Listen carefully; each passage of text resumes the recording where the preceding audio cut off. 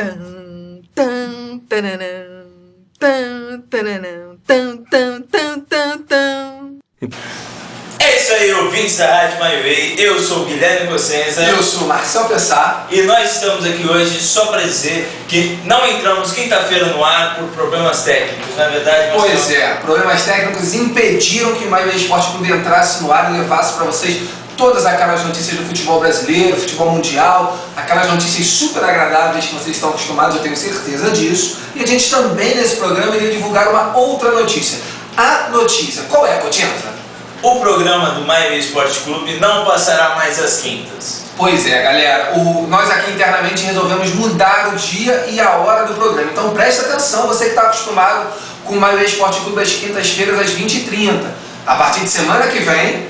Depois de uma pesquisa do Data Foda-se, a gente descobriu que o melhor dia para o programa é a terça-feira. Será?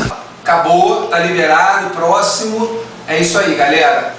Então a gente espera vocês terça-feira, hein? Eu, Cotinza, Leonardo Lobo, Pedro Amorim, Michel, estagiário de merda, Leandro Lainete, enfim, talvez, a Bia pelo Skype, enfim, estamos aí esperando vocês a partir de semana que vem, às terças-feiras, às 21 horas, e ó, a gente conta com a participação de vocês, hein? Tamo junto!